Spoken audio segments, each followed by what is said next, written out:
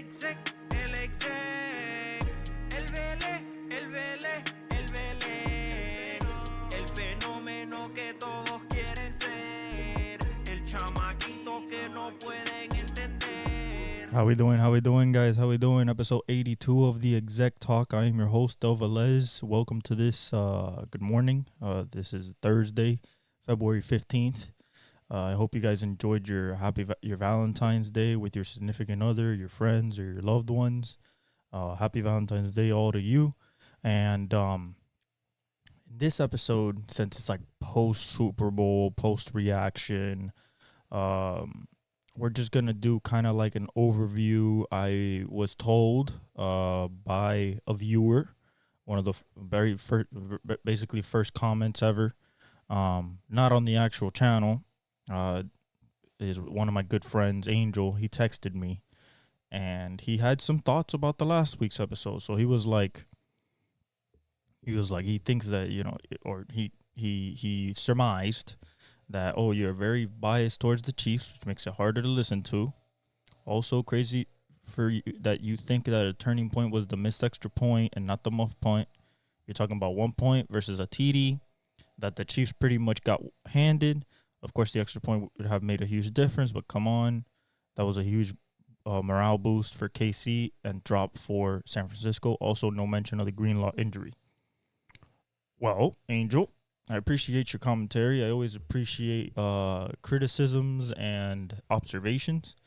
It's the only way to get better. You're not gonna be hot shit and the best all the time. You try to be, but you know we're humans. We make mistakes. We have our biases and all that. So, shout out Angel for stepping up to the plate and saying it with his chest. Now to the commentary. After thinking about it, doing a little bit more research and everything, the Dre Greenlaw injury, let's start with that. He tore his Achilles coming onto the field in the second quarter. When you lose the second best linebacker in your team and possibly top 10, if not top 5 linebacker in the league, along the guy that you pair along with Fred Warner, that they're on a string. I saw the mic'd up of the whole game. Fred Warner was devastated. When Dre got injured, he did a prayer. He was crying, like he was emotional. You could clearly see it when he tore his Achilles. You saw the reverberation go up his calf. It was blatant. It was just like we saw A-Rod, just like we saw J.K. Dobbins, we saw Kirk Cousins, Jalen Phillips. Like, it was the same reverberation, him jumping up and down, getting hyped. And then as soon as he plants to go to the field, boom, the left Achilles explodes. Listen, I'm not gonna downplay. I'm sorry that I didn't cover it last time. I guess I was just too excited for the Chiefs and what it meant for Pat and Andy and Travis and Chris and stuff, Spags. But talking about the 49ers, I think the game plan was well done. They were going against the second best defense in the NFL all year, especially in the playoffs. And we're gonna get to something that happened yesterday that nobody was kind of expecting, but it kind of shows you how on pins and needles Kyle Shanahan is as a coach, and how that organization is desperate. So the Dre Greenlaw injury, he was playing well, he was playing great. He gets injured, boom, that Oren Burks has to come in. Now, when we talk about the extra point and the punt. Now, I get that the punt is the turning point in most people's eyes, because it was a 7-point swing immediately on 2 plays. You can't control where the ball bounces. It hit the San Francisco. Ray tried to pick it up, didn't, and then Jalen Watson, I believe the second-year corner, was the one that picked it up. Scooped it up, a switch release concept. on the next play, MVS is wide open as Kittle and Pacheco take two and leave MVS wide open, while Oren Burks doesn't get enough deepness. So Dre Greenlaw not being there, Oren Burks doesn't get enough depth towards the end zone. So Patty throws it over the top, touchdown. They go up, first lead. Now, I want to talk about everything about the San Francisco 49ers. So we're going to talk about with Brock Purdy. Brock gave the lead and walked off the field with the lead twice. So got to give him props for that. Okay, now, the problem that people are kind of, you take the good with the bad, right? So, yeah, he leaves the field with the lead, but it's field goals, not touchdowns. It's 3, not 7. Now, is that on Brock Purdy or is that on Kyle? Well, when you are calling the play, and I saw the replay when the mic'd up was happening, he was like, Christian on that 3rd and 4 in regulation with 2 minutes left after the 2-minute warning. You think that, maybe they should go to Christian. And it looks like Christian was getting open, but like I said in the last pod, McDuffie literally synced himself up with Karlaftis behind him and kind of just created a blind spot that Brock didn't see. Now, on the play, you see that Ayuk is wide open on the inside slant.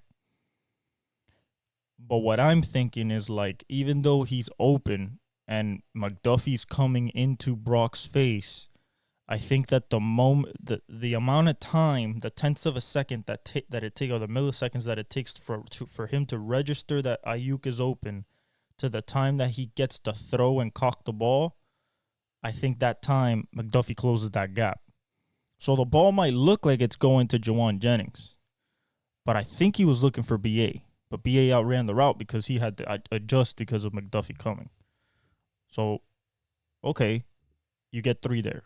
Pat goes down, he ties it. Get into overtime. Let's talk about the overtime decision. We talked about it. You don't give Patrick Mahomes 4 downs. You rather give him 3 downs. If he's going to score, whether it's a field goal or a touchdown, let him score, and then you have the ball in your possession with 4 downs and knowing what you have to do. Now, the fact that Juszczyk, which is from Harvard, and Eric Armstead did not know the overtime rules and the Chiefs did, when they're on the bench, they're like, oh, yeah, if we go down and go score, we can defend and everything. It's and then Juszczyk is like, no, we go down and score, we win. It's no, the rules changed. It's since when? And then they're 2 years ago. And then he's like, oh, I didn't know that. And then when he's heading out to the field, he's like, so when we score, they get the ball back? It's yeah. It's oh, I didn't know that. Kyle Juszczyk, one of the smartest guys on that team and in the NFL. So that goes down to preparation, right? Okay, that's fine. You learn it on the fly. Okay. You take the ball first, which is what the Chiefs wanted you to do.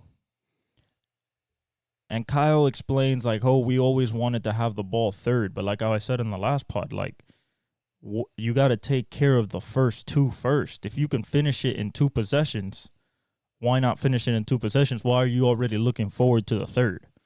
To me, that's just a little overthinking of him, a little too much overanalyzing. From what we've heard, it's been done since training camp, and it was reiterated during the bye week for the Chiefs. If we go to overtime, we are deferring. If we win the toss, we're deferring. We want the ball second. Because we're going for 2 anyway. And I thought that was interesting because that's mean Andy Reid just wanted to win.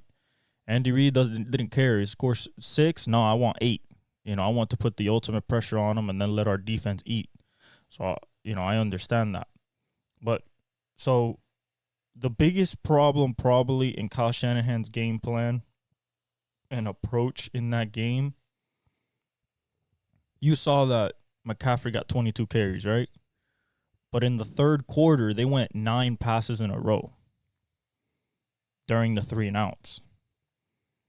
And I think that if you have a guy like CMC, he has to touch the ball at least once in the run game. You were doing pretty well with the run. I mean, you were getting stuffed a little bit, but there was some seams there, especially in the 4th quarter when you went and tied it when you went and took the lead at 19-16, there were seams there that you were running through, and in the overtime a little bit too. So Kyle Shanahan not leaning on his All-Pro Offensive Player of the Year, running back and best running back in the league. It kind of just those type of decisions over Kyle Shanahan's career, whether it was him at the offensive coordinator spot in Atlanta. It wasn't really his fault. Dan Quinn was the head coach, and the defense was kind of what failed him there, but he turned it over. I mean, Matt Ryan, instead of running out the clock, which is what they should have done at 28-3, he started passing an incomplete 3-and-out, and you let Brady get back in the game. But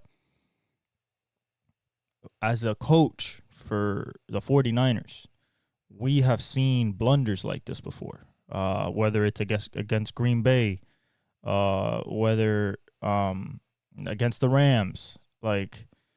He always goes away from what's working. During the season, that's the opposite. During the season, he bludgeons you. If you can't stop the run, he'll keep running it 35 times. He's ran for 300 yards plus before in the playoffs. I don't understand, and I wanted the Chiefs to win, but I don't understand, if something has worked for you for so long and you have the best guy in the world to do it, why you go away from it. Now, I said this. I was like, why is it that even when Kansas City, they weren't leading. This was, beginning of the third quarter after the pick. They felt the pressure from Kansas City, even at 10-3, to stop running the ball, while KC made a considerate and conscientious effort to run the ball. And when I'm just like this, I'm like, you have CMC. Why are we not running the ball? So if there's something that Kyle Shanahan should look at in this game and be like, besides Patrick Mahomes being Patrick Mahomes, what beat us is maybe I got away from the run too quick, which is exactly what Jim Harbaugh did against the Chiefs at home with the Ravens. And Lamar didn't take advantage of the lanes that were there. Now let's look at the 49ers offense as a whole. All your All-Pros went for 8 catches and 92 yards. Total. That's not counting CMC. CMC's the running back. I'm talking about the receiving core. Kittle, Ayuk, Debo. 92 yards, 8 catches. That's a hell of a defensive job. Now, should you draw up some more slants? Should you draw up some more bubble screens? Should you, draw up some more flood concepts, 1-2s, high-lows, to try to get those guys rubs, to get those guys open? Maybe. But everything in Kyle Shanahan's offense is based off the running game. And if the running game is not what he's using, the drop back passing game, and this is not even coming from me, this is coming from experts and people that break down the All-22, the film, the drop back passing game of the 49ers is not refined. It's not really polished because everything is based off the run and play action. So, encompassing all that, seeing that at halftime, Kittle doesn't have much of an impact. Debo hasn't had much of an impact. Ayuk to some extent hasn't had that much of an impact. You would think that it would start with CMC and then start spreading out like it usually does. But for Kyle to go away from who he is, why? Is it intimidation from Spags? Is it Andy Reid on the other side? Is it knowing that the sleeping giant can wake up at any time and you need to get points on the board? What is that pressure? Because on the sideline, they were like 10-3 is not going to win this game. You know that. That's what the 49ers were saying. It's like 10-3 is not going to win this game. 10 points will not win this game. So, like, they were feeling the urgency, which is understandable. You're going against Patrick Mahomes and the defending champs. But for you to panic that hard, to me, it's panic. Like, if you don't give CMC the ball when it's probably the best thing you can do, that's a little panic on the coaching side for me. Brock played well. Brock played well enough to win. He had the best QBR passer rating against this defense of anybody in the playoffs. He played the best against this Kansas City Chiefs defense. But sometimes your coach maybe doesn't give you answers. And sometimes when we look at the third down in overtime, the protection bust. And that's what happened, the protection bust. Now, was it a good scheme, disguise, / blitz and pressure by Spags? Yeah, absolutely, to get Chris Jones one-on-one, confuse the right tackle that Chris Jones was coming, that Chris Jones was maybe rushing outside, Chris Jones stunts inside, and the blitzer, the outside blitz, I think it was Nick Bolton, if not the safety, blitz outside. You're supposed to go inside out there as a tackle. He picks the outside guy, and then here comes Chris Jones scot-free up the C-gap right into Purdy's face. He had Juwan Jennings open, and on the backside, he had Brandon Ayuk open. So he could have had a touchdown. Kick the field goal. So you walk off the field. So as a quarterback, you want 6, right? But the most important thing is to get the lead in that moment. Get the lead. All right, we got the lead.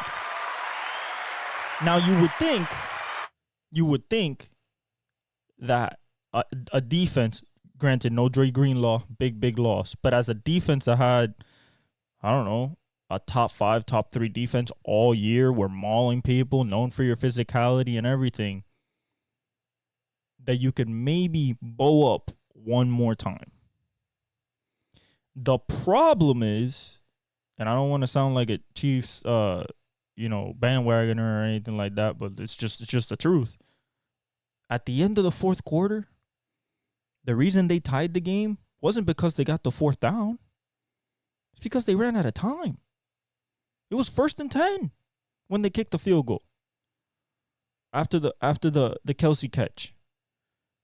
So, or 2nd and 10. So if your defense, and also to the coin toss decision, he didn't want to put the defense out there. They were gassed. They were gassed after that last drive. To put them out there again and put them susceptible to another long drive, understandable. But it's Mahomes on the other side. So would you rather take the ball away from Mahomes and not give him 4 downs, even though your defense is susceptible, and give your offense just a clean 4-down shot to try to win the game or tie? That will be debated for the end of time.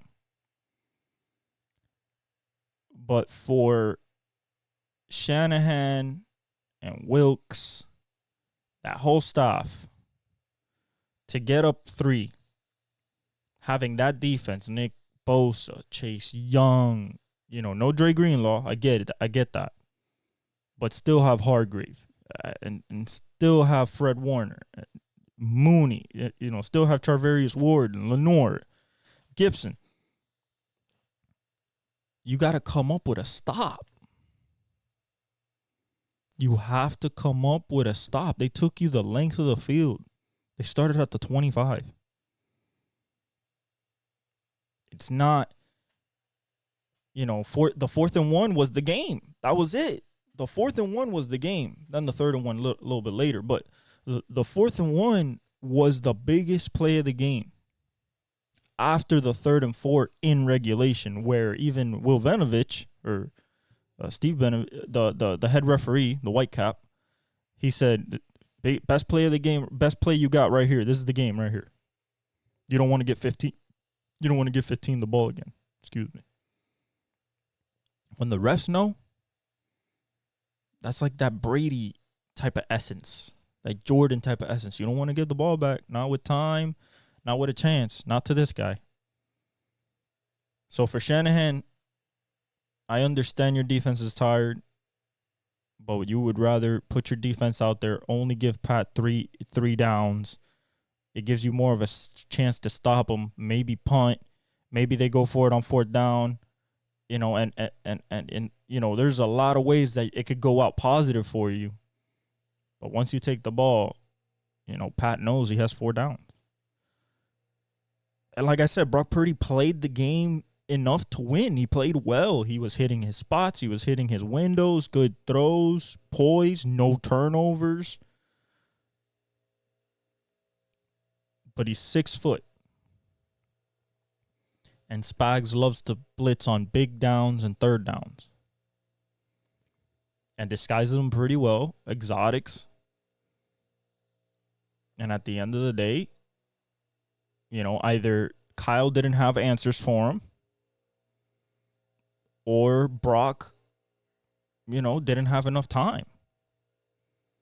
When you look at the play in overtime, when Chris Jones gets free, he has a touchdown. He has a touchdown to his right side on the flat to Jawan Jennings, and he has a touchdown on a backside slant / glance post route, skinny post by Brandon Ayuk. Wide open because he loses his defender. And since he doesn't have enough time, he can't throw the ball. Sometimes you just got to tip your cap to Spags. Now, that was a blown protection by the right tackle, and I understand that. But Spags dialed it up. But you had the right play. Kyle had the right play called. But my main thing is, like, you let your quarterback that was doubted all year, and since you started him, to leave the field with the lead twice, in the fourth quarter and in overtime. At this point, I'm not blaming shit on Brock Purdy. I saw him play. He played well and well enough to win. This goes on the defense. Now,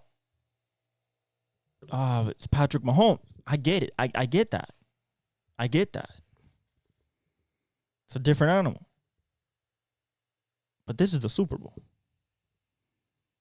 Like, this is where you have to be at your best at 100% at the end of the game. And when you look at that last drive, after that 4th and 1, it was pretty smooth sailing. They knew they were going to score. They said it. In the mic'd up, they were like, yeah, we're going to go score. We're going to end it now. Like, when you're facing that type of team with that type of confidence, that type of, like, you know, the defense saying, all right, Pat, do your magic, baby. Take us home. You know, you feel that. That's like a momentum. That's a feeling that you get on the defensive side. Like, oh, man. It's funny because on the 4th and 1, Trent Williams was on the sideline. And he yelled out, alert the QB keep. As soon as the ball snapped. Whoop, QB keep. It was like, I knew it, man. He was going to use his legs, bro.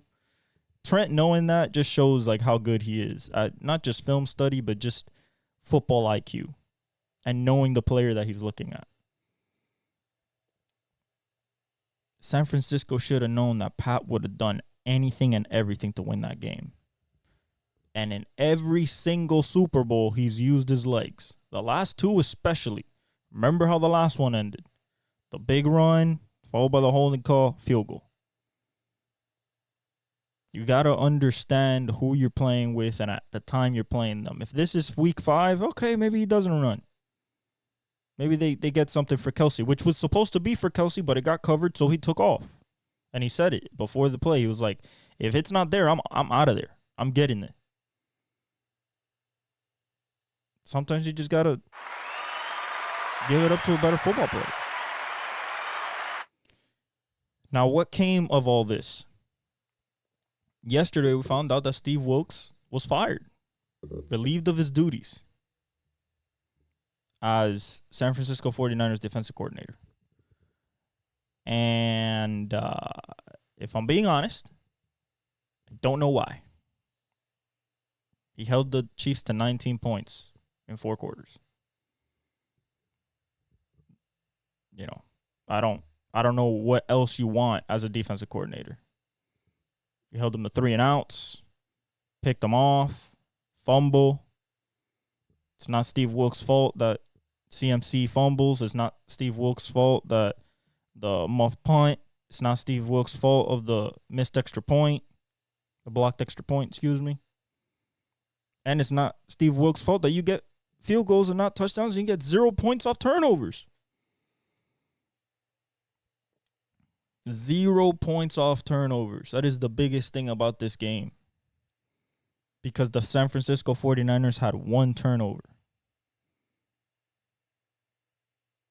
And CMC fumbling didn't lead to any KC points. Because Pacheco fumbled. So once Pat gives you that pick in the first possession of the second half, that is huge. You have the ball on your side of the field, and you fail to even score 3. So it stays 10-3. Then the punt fest begins. And that third punt was the muffed one. Special teams is important too. Not that could ever be controlled. That play could not be controlled. That was just the luck of the bounce. Now, can Ray jump on it and not try to grab it with his hands? Yes. But, you know, he was the only one that knew that it got touched. When he touched it and he was bobbling it, that's when the Kansas City knew it was touched.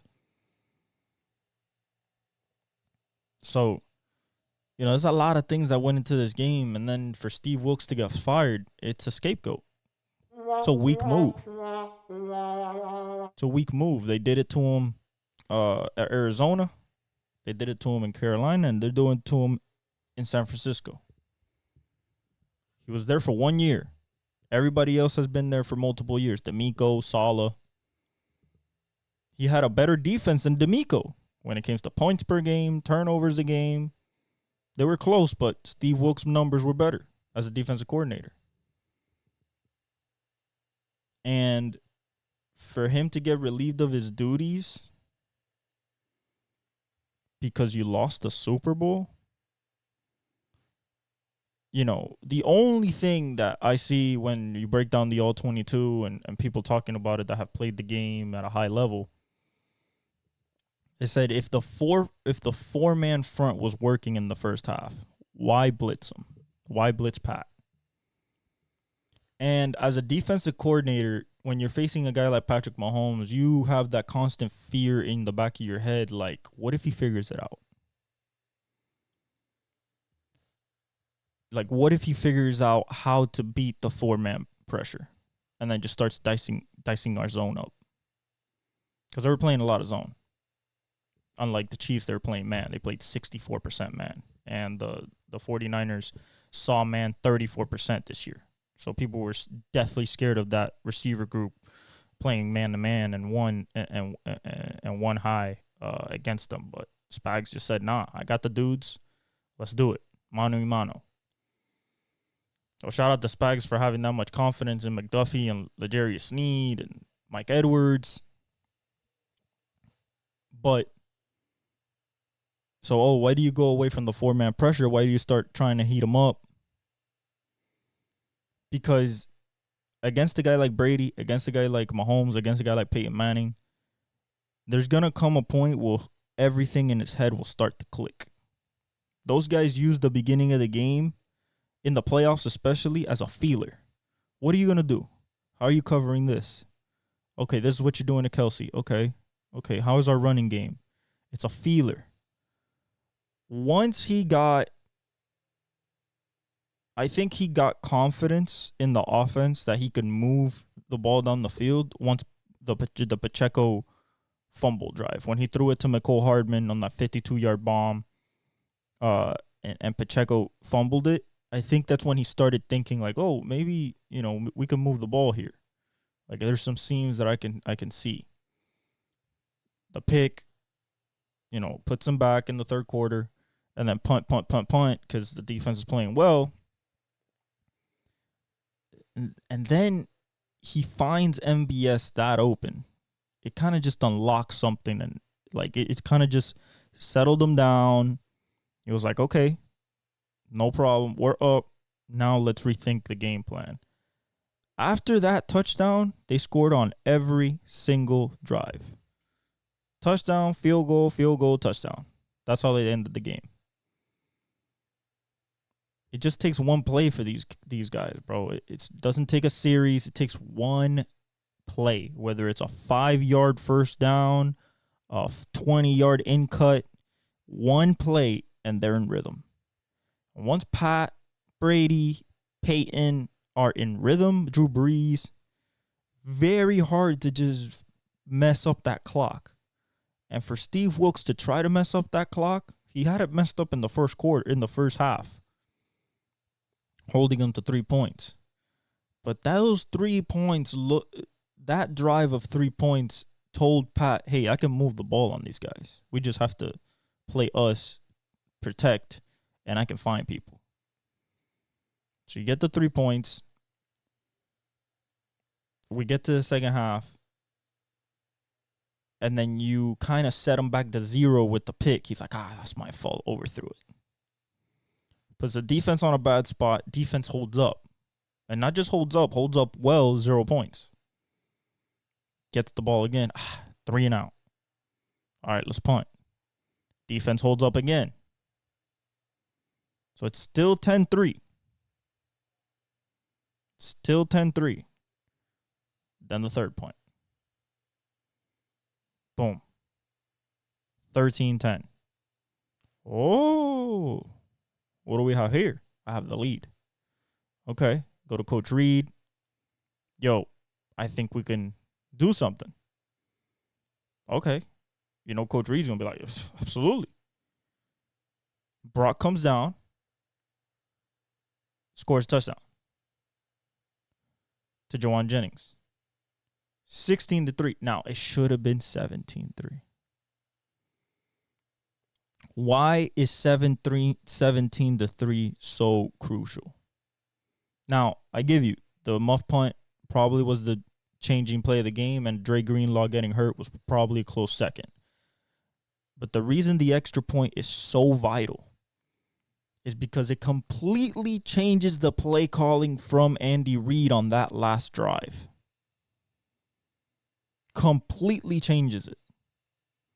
Because 13-17, I need a touchdown. I need it, so I'm going to risk it. I might go for it on fourth down. I might go for a big play. I need a touchdown.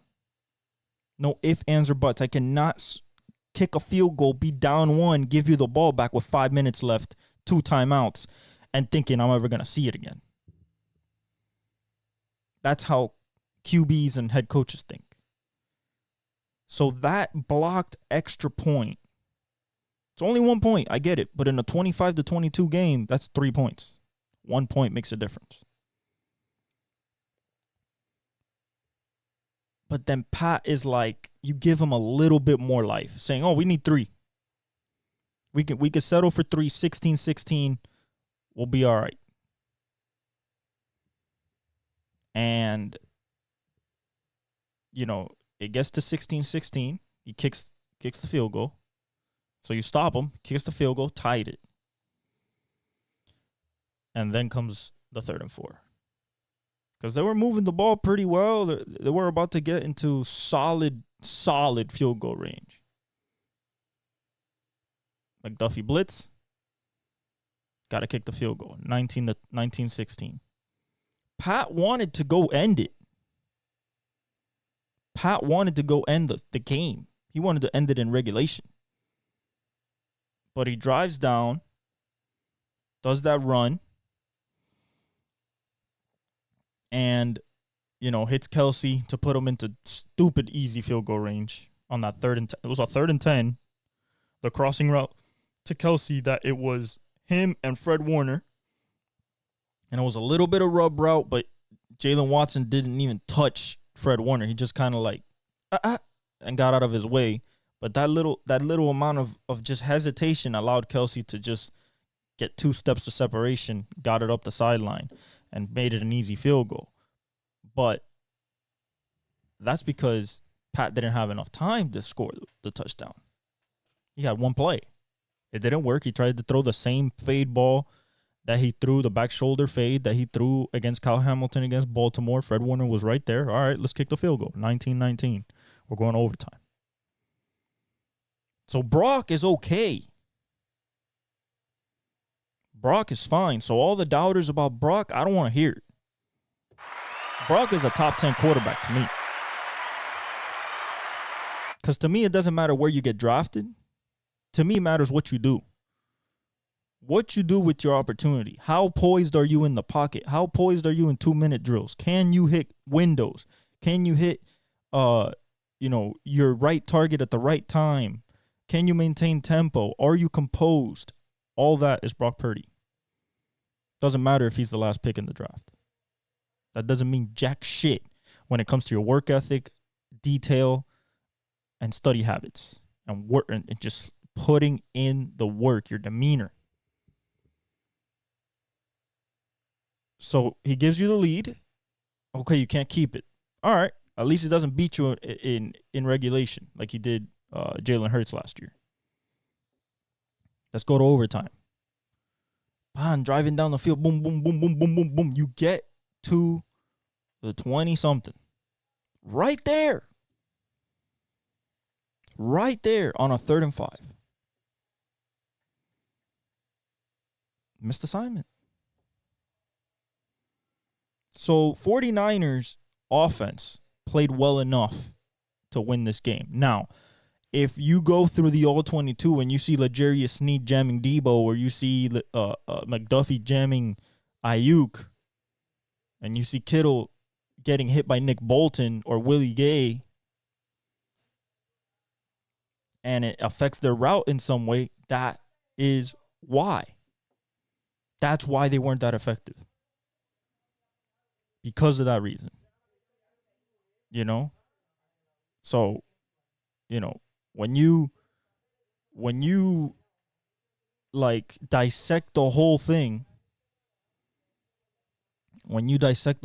you got to be like, Brock Purdy did enough. He did enough. I'm not being biased here. I want him to succeed. I want the kid to succeed, and I know he's going to. He's good. He's really good. In my eyes, he is really good, and he's going to keep continuing being good. This was only his 2nd year, and not even, because he started in week 10. But, essentially, when you think about, Kyle Shanahan, Steve Wilks, everything together, I think that it comes down to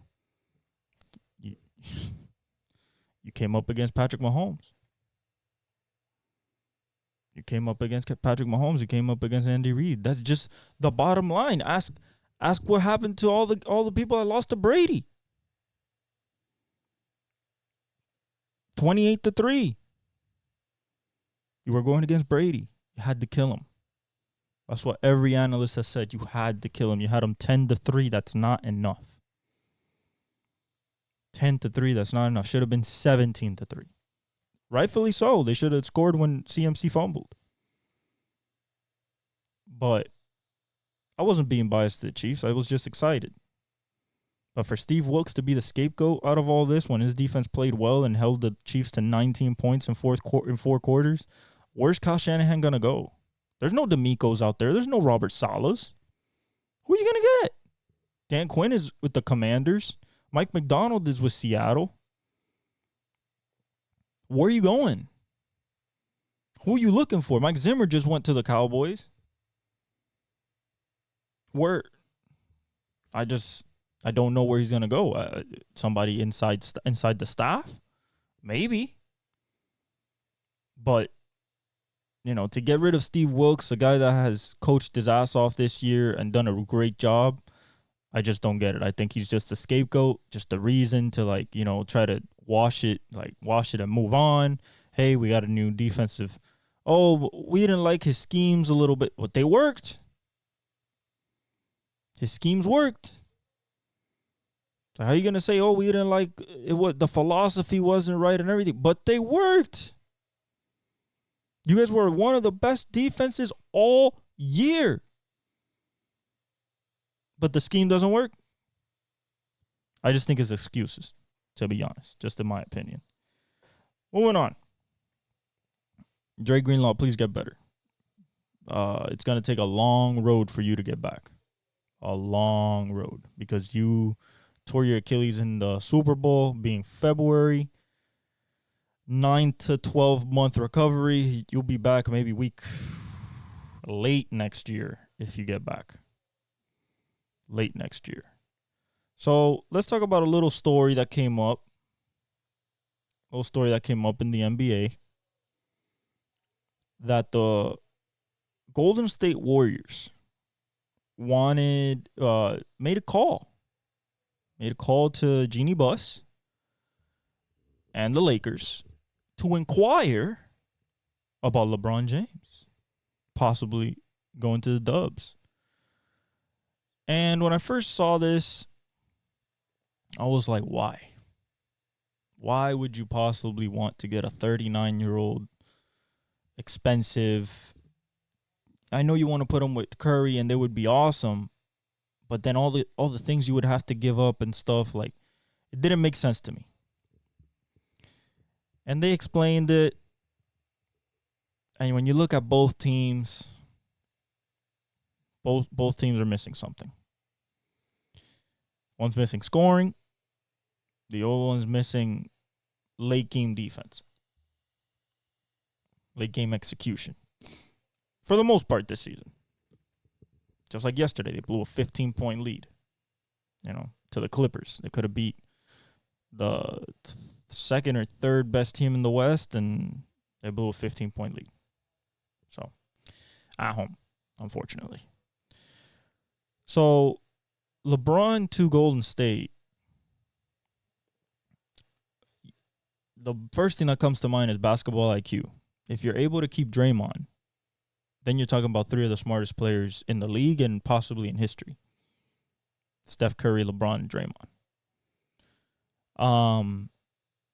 The offense would be lethal because then you have a supreme attacker at the rim, being LeBron, and distributor, and then the ultimate weapon on the perimeter.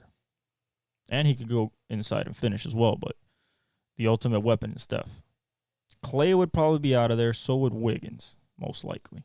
If not JK. That would be bad because he's your best perimeter defender and the guy that could switch on mostly everybody, just like Wiggs. I just thought of it interesting, and Jeannie Buss having the dignity, I guess, to call Rich Paul, knowing that LeBron, she just wanted to know how LeBron's feeling. Is he happy with the Lakers? And Rich Paul said, yeah, he's happy. And as soon as Jeannie heard that, she shut it down. She was like, all right, no. That's fine. But what are you going to do for him? He's 39. You're ninth in the West. What are you doing to help him? You did nothing at the trade deadline. You think you have enough. Most people think you don't. And the reason why is because you will not beat Denver. Probably, if you count the refs might be the equaling factor between them and the Timberwolves and OKC. But you're not beating the Clippers. Not by a long shot. And there's still trouble if you face the Pelicans. There's still trouble if you face Dallas. There's still trouble if you face, a Suns. I don't know about the Kings. They don't have enough interior size to deal with Anthony Davis. But what are you doing to help him? And I get that his life is in LA. His house, kid is going to USC. The other Bryce is going to go to college soon. We don't know yet which one, but it's probably going to be either better than USC or, one of the Blue Bloods. And, him at Golden State would probably throw a wrench into a lot of his plans. whether it's movies, whether it's production, whether, whatever media deal he has, he wants to be a Laker. I get it. Even though before he said, oh, if there's a player that I want to play with, it's Steph Curry.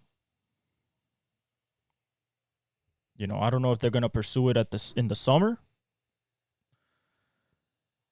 Depending on what happens with the rest of the season, with the Dubs, if they go make a playoff berth, if they go deep in the playoffs, they win the championship. Like, a lot of things can go different. The Lakers could flame out. The Lakers could make another deep run. They could possibly win a championship. So, nothing's out of the realm of possibility, even though that for us, as fans, we're looking at it as like the Lakers ain't going nowhere and Golden State ain't going nowhere. This is Denver, OKC, Clippers, Minnesota, and everybody else. Get in where you fit in. Now, if we look at the standings, Boston is kind of running away with the East. I think it's done. We're about to get to All-Star break. Actually, we're in All-Star break. The Celebrity All-Star game is today. So we're in All-Star break. So at All-Star break, we have 43-12 Boston, 6 games up in the East, 8-2 record, won 6 in a row. They're rolling.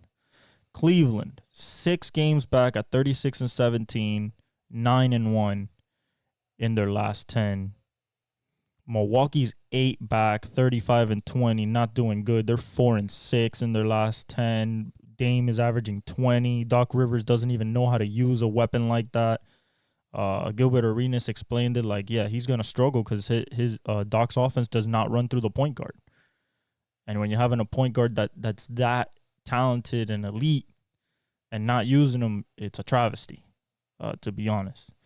Philadelphia, the Knicks are 4th, 10 games back. So this is just intervals of 2 games each. 33-22, 10 games back, lost 4 in a row, 5 of the last 5-5 in the last 10. That's with no OG, no Julius Randle. 76ers are 5th, 32-22, 10.5 games back. So there's the half game right there between 4 and 5. They are 3-7 in their last 10. They're kind of sputtering. They're got to keep their head above water like we've talked about. Indiana's 31-25. They're 12.5 games back. So there's another two game separation. 5-5 in the last 10. Hey, their defense is just not good enough, man. They're giving up 122.3 points a game and scoring 123.7. That's just not going to cut it when you get to the playoffs. The Heat, 30-25, 13 games back, so a half game back of the top 6. We've won 2 in a row. We're 6-4 in their last 10 with no Jimmy since he got hurt. Orlando's 30-25, 13 games back, so right there with us. At the same 7-3 in their last 10. I told you that Paolo and Franz were going to start figuring it out again, and they were going to start winning games again. And then the 2 people that are just not going to get anywhere close to the 8 or 7 seed, in my opinion, is Chicago and Atlanta, respectively 17 and 19 games back. And they're 5-5 and 6-4 in their last 10 each. There's just not enough time, I believe, and enough wiggle room in the East for people to lose enough for them to move up. You're talking about a 5-game difference between 8 and 9, and then another 2-game difference to Atlanta. Brooklyn is 21.5 games back. That's 3.5, or 2.5. And they just can't finish games or get blown out like they did yesterday against the Celtics, 4-6 in their last 10. Toronto can't win nothing. They're 24 games back, 3 in a row losses, 3-7 in the last 10. Charlotte is showing a little bit of life. Not that they can get anywhere. They're literally 10.5 games back of the 10th spot at 29.5. But Brandon Miller is showing they've won 3 in a row, 3-7 in the last 10. But Brandon Miller is showing in these last 15 games, he scored 25 a game. He's showing why he was picked 2nd overall, why he was compared to Paul George, and he looks smooth and is going to be a 25 to 30 point scorer in this league for a very, very, very long time. So I got to congratulate the Charlotte Hornets and Brandon Miller for, making the best out of a bad situation, because the Charlotte Hornets, horrible, awful. This is what I think every time about the Charlotte Hornets. But with him, Brandon Miller, as the key piece, because I think LaMelo, unless he comes back and is absolutely spectacular, I think this is going to become Brandon Miller's team. He has that type of demeanor. He has that type of scoring ability. 6'9", can get to the rim, can dribble a little bit. His handle will get better. Defensive stopper. He can block, play two ways, shoot the three at a high clip, shoot the mid-range. He's a 3-level scorer. He is tenacious. I like what I'm seeing from the kid. Washington's horrible, 33.5. Lost 8 in a row, 2-8 in the last 10. I mean, it's just bad. Like, if I had a real say on who the worst team in the NBA was, I would say it was Washington more than Detroit. Detroit's one loss back, 34.5, and they've lost 3 of the last 10. Three in a row. They're 3-7 in their last 10. I wish they would just play the young guys. Literally just run out there with Asar, Cade, Jaden, Duran. Isaiah Jackson not no more though. He punched Yusuf Nurkic in the head, in the face, I think. So see what happens there. Moving on to the West, the absolute bunch up in the West. Minnesota still won 38-16. They won 3 of the last 3 straight. 7-3 in their last 10. Ant's playing great. I like what he's doing. He's not pushing the envelope, but when he has to in the third and especially the fourth quarter, he's looking for his shot. He's hunting. He knows that he can dominate if he wants to. But first few quarters, I see him, unless he's really hot, he's passive, getting Cat involved, getting Naz Reid, getting Kyle Anderson, Nickeil Alexander-Walker, Mike Conley. Like, he's getting everybody else involved, Gobert. And then late second quarter, mid-second quarter, maybe like early third, late third, definitely the fourth, he is attacking. He's going forward. He wants to win. So if he finds a balance of always being aggressive, not just when he's hot, I think that bodes well for their offense going into the playoffs. We'll see how it gets after All-Star break. They should be, if not the same, better, because they get to gel more and Ant starts getting into real playoff mode. But we'll see, because, it's going to be a dogfight to the end, because OKC is 1 game back right there, 6-4 in their last 10. Clippers are 1.5 games back right there. They're 7-3 in their last 10. And Denver's 2.5 games back. Basically right there, 1 game back of the Clippers. 36-19. They're 5-5 in their last 10. 3 losses in a row. So that's a little concerning, but what I'm seeing from their highlights is Jamal is not being Jamal. And if there's one thing that you need Denver to have in order for them to be their unbeatable selves and silky smooth offense, is Jamal being Jamal. And I've always said, if Jamal is 25 a game with Jokic putting the numbers that he is, I think that's the unbeatable team in the NBA. But Jamal has to be that consistent 25 a game scorer, shooting the 3 at a high clip, the mid-range, getting inside, off the dribble handoffs, off the pick and roll, off of cuts, and right now I'm not seeing that. So 5-5 is a little concerning now that they're 2.5 games back of that top spot. They're, for the last 3 weeks, it's been like 0.5 a game, right there. But we'll see what happens. I think they'll pick it up after All-Star break. Phoenix, 33-22, 5.5 games back. They've won 2 in a row, 7-3 in their last 10. They're playing well. Still 5.5, so it's still 3 games behind Denver. But if Denver keeps sputtering after the All-Star break, There is a chance that Phoenix can overtake them, and then they'll be in the mix. New Orleans is 33-22, also 5.5 games back, 3 in a row, 7-3 in the last 10. Zion is playing like Zion. Brandon Ingram's playing like Brandon Ingram. Herb Jones is hitting his 3. Trey Murphy's hitting his 3. Alvarado's hitting the 3 and defending. They're playing really well, man. Really well. And if that team plays really well, they are scary. Remember, there's still no answer for Zion. He put up 36 yesterday on 15 of 21 shooting. What are you doing there? When everything's at the rim, what are you doing? You're not doing nothing. Zilch, you're not doing nothing. Zero. It doesn't matter who you have on the floor. From Kawhi to Anthony Davis, doesn't matter. Why? Because if he drives, somebody's going to collapse. And he's so good at finishing that he's either can finish or he can pass it out to BI, pass it out to CJ, pass it out to Herb Jones, pass it out to Trey Murphy, and you're getting dotted. So if this team gets it right, is healthy, could be a very, very, and I mean very scary team in the West come playoff time. We'll see what happens after the All-Star break. Dallas with their new little core there with PJ Washington and Gafford, 32-23, 6.5 games back, one away from 6 in a row, 7-3. I told you that Gafford and PJ was gonna be a big addition. Defensive rebounding is up. Defense is up.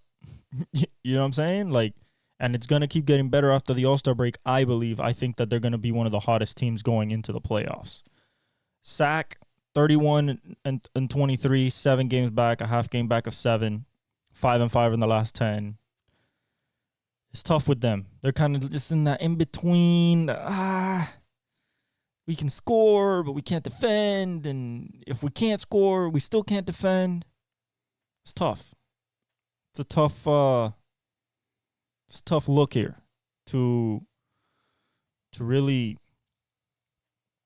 dissect and analyze what's going on there, because against any other team, I just see them either getting bullied in the inside by teams like now Dallas, who they have, and New Orleans, Phoenix, Denver, Clippers, OKC, Minnesota, even the Lakers.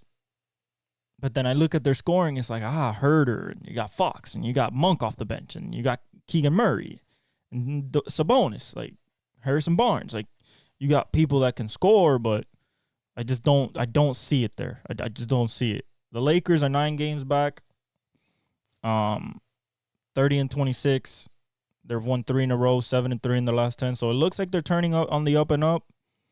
But then again, we have to see after All-Star break if that keeps up. AD, knock on wood, he's still very much healthy. So is LeBron. Austin Reeves seems to be playing better. So is D'Lo. So we'll see how that progresses. So is Rui. So let's see how that progresses moving forward. If they can get in a little groove like they did last year over the last 75% of the season, and see if they can get into the playoffs or in the play-in, kind of rolling a little bit. Golden State, they lost yesterday to the Clippers, heartbreaking fashion at home.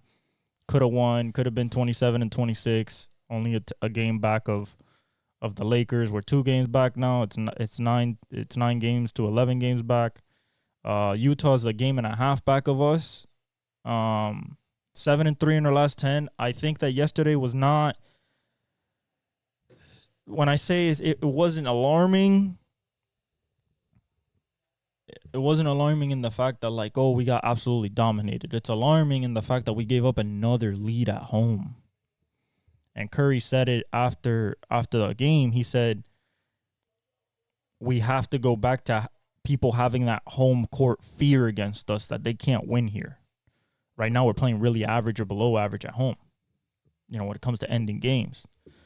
And I completely agree. Like, the Dubs, when they were on the dynastic run, you could not win at Oracle. You couldn't win at, I'm trying to think of it now. The arena. I forgot the arena. It's still with a C. But you couldn't win there.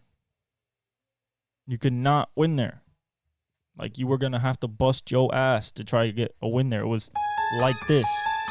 And Steph scoring 41 yesterday and still you not winning is highly unacceptable. You can't have a guy play at the peak of his powers and be in such a dominant force on the floor against a team like without Kawhi. Remember, this is the Clippers without Kawhi, so that brings another factor into it. You know, Dubs were completely healthy without Chris Paul, might add you, but that's it. And for them to dominate the game, have a 10-point lead, 11-point lead, 15-point lead, and then just give it up in the end, like, it's just, it doesn't sit right. It doesn't sit right as a fan. It doesn't sit right as a basketball guy that analyzes the team and sees what Curry's putting out on the floor. And, you know, I just wanted to be better. But, you know, like we said, it might be over. It might be donezo.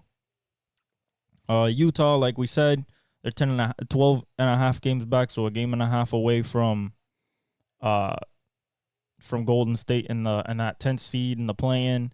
They've lost 3 in a row, 4-6. I think losing Ochai Agbaji hurt him. Fontecchio hurt him. I think Keontae George, they have to give him more responsibility. Let Laurie score more. Use Walker Kessler more. I think they're still focusing too much on Colin Sexton and Jordan Clarkson.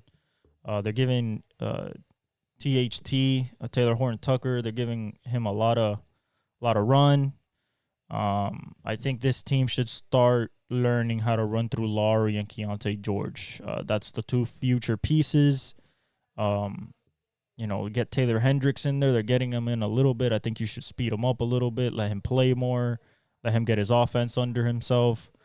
And I think that by that, you know, you start cooking at least either after All-Star break or, you know, after this season.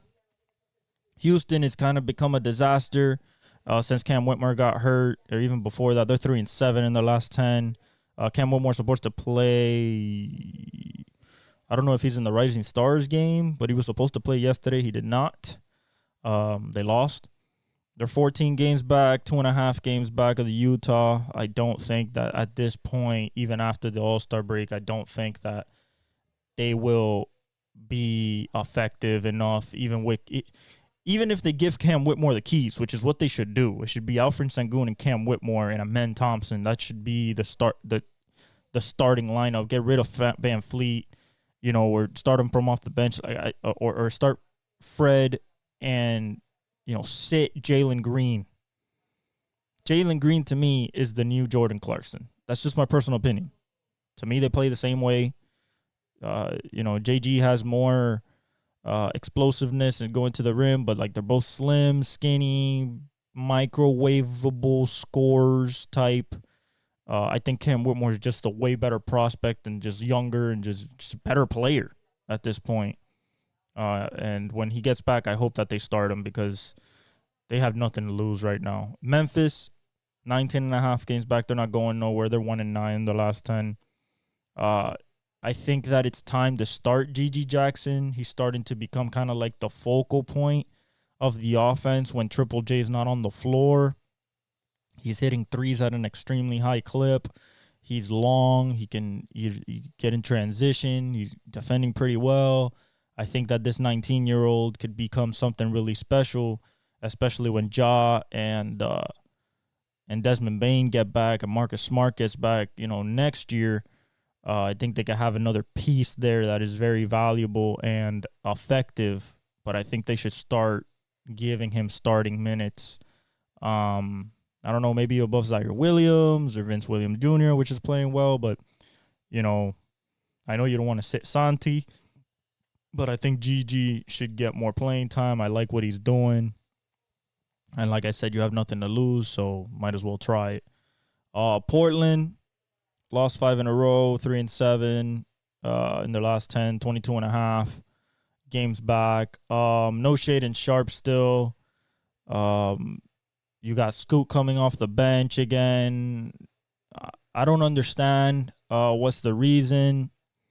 I don't care. I honestly do not care the reason. if I'm being like honest, like you drafted him 3rd overall, play him regardless if if he's struggling. Like you're struggling too as a team. Period. It's not like you guys are doing something great. Like play him, let him learn. After All-Star break, give him the keys and let him learn, because next year he has to be the guy. It's not going to be Anthony Simon. It's not going to be Shaden Sharp. I think it's going to be Scoot. But you have to let him learn through his mistakes. Learn the pick and roll. Learn where his spots are. Learn where to attack, when to attack. Change his speeds. Finishing at the rim. Shooting. You have to give him reps. And coming off the bench, I do not see that happening. He has to start games. He's going to start next year. At least I think so. If you get rid of Malcolm Brogdon, which you should. So he can open up his space and Shaden Sharp, But, they're 22 and a half games back. And then San Antonio, 27 and a half games back. They're 2-8 in the last 10. But the thing about San Antonio, it's not their record. It's what Wemby's doing in 29 minutes. That's what he's averaging. Not 36, not 34, not even 30. This man's averaging 29 minutes, just had a 27, 14 rebound, and 10 block triple-double. David Robinson was the last guy to do that. He did it 3 times in his rookie year, which is insane, but he was 27 coming off the Navy. So, he was a grown man. But at 20 years old, Victor's doing stuff that very few people in the NBA's history has ever done. I believe that he will be the first guy in our lifetime to get a quadruple-double. Sometime in his career. I don't think it'd be this year, but I think next year, because he also had 5 assists in that game. So it is possible for him to do. Now, they have to keep Devin Vassell, and then after that, ring around the rosy, pick duck, goose, who the hell you getting out, who you getting back in, because I think Vic and Devin Vassell are your key pieces. Maybe keep a Collins as a backup center. Branham, Keldon Johnson. I feel like all these, keep Trey Jones as your point guard, unless you're gonna bring in a guy like Trey Young. But other than that, I think that the 2 pieces you keep is Devin Vassell as your scorer, as your 2 guard, and then of course Vic. Moving forward, everything else, sell the farm and see what you can get back to build up this team, because next year you should be somewhat competitive with Vic, the way he's playing. I think he's at 20, 10, and 3 blocks right now, leading the league in blocks. That might turn into, in 29 minutes, that might turn into maybe Gilbert Arenas set around 27 next year, depending on the jump. And he looked at Luka. Luka started with 21, went to 28 year 2. So if the minutes restriction is gone and he's playing 36, 37 minutes a game, closer to like 40, I think that very possible for him to be at the 27, 28 game, 15 rebound, 4.5, almost 5 blocks. That would be like my estimation, maybe like 6, 7 assists. That would be my estimation, because he could do everything on the floor. It's amazing to see this kid play. Everything that was said about him pre-draft was accurate. He is the alien that is coming for the NBA next, and whoever wants a title, Ant, Shea, Jokic if he wants more, Embiid, Tatum, Giannis, like, get him now. Get him now. Because once this guy wakes up, it's going to be a tall task in that Western Conference, and he's not leaving San Antonio. Ever. He's going to be just like Tim Duncan, 20 years, 25 years to the Spurs. So I think he's great, man. I think he's great. I think the Daytona 500 might be this weekend.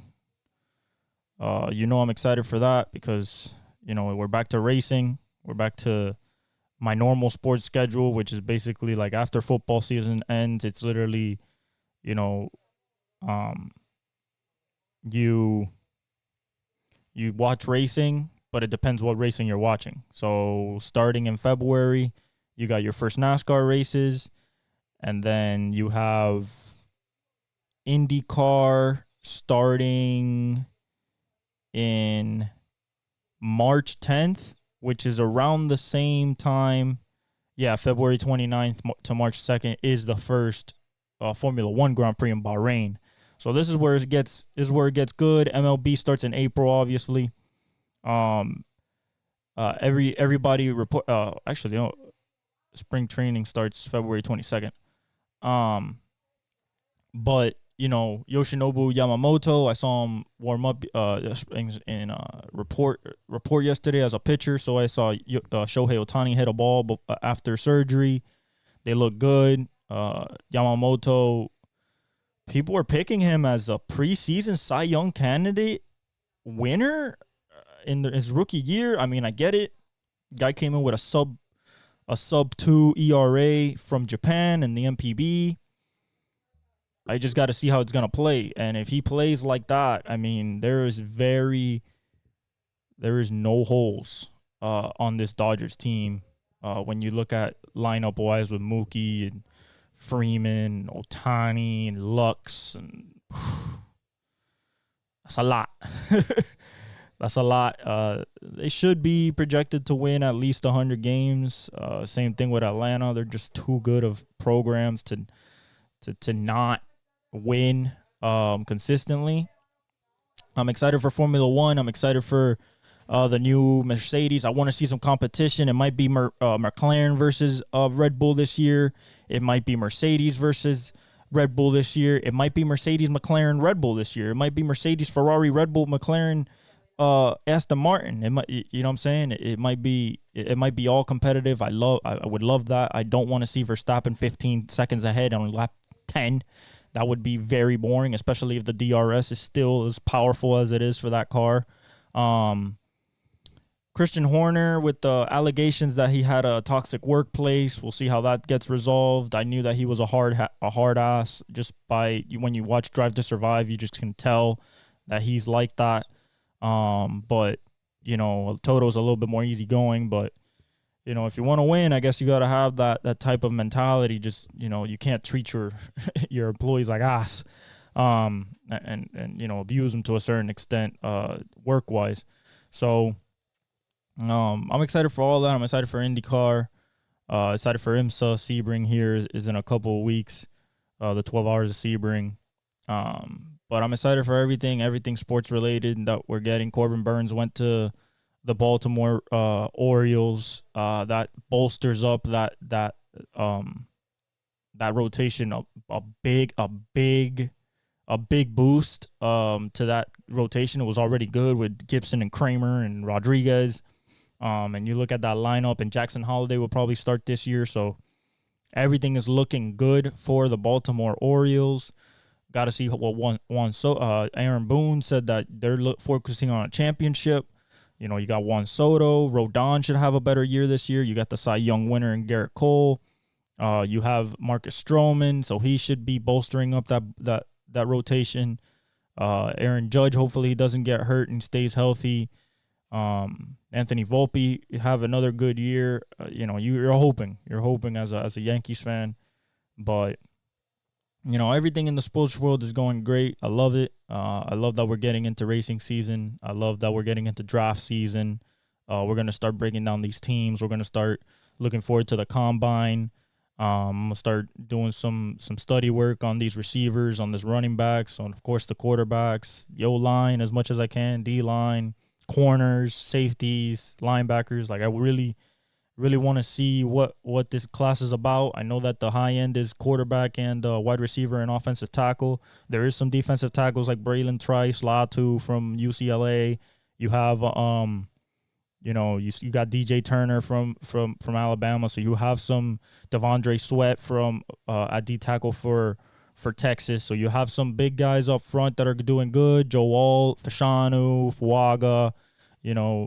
Everything looks really high end at the top. But, you know, what's going on at 1? Are they going to keep Justin Fields? Are they trading out? Are they going to take Caleb? Does that mean Jaden Daniels goes to 2? Do they take Drake May? What does Patriots do? Like, it's so. I just know that Marvin Harrison, if he falls to 4, Kyler Murray's going to run in the cart by himself. That's what I think is going to happen. Malik Neighbors will go next, and then I believe Adunze goes next. I think those are your top 3 receivers. I don't see that changing much.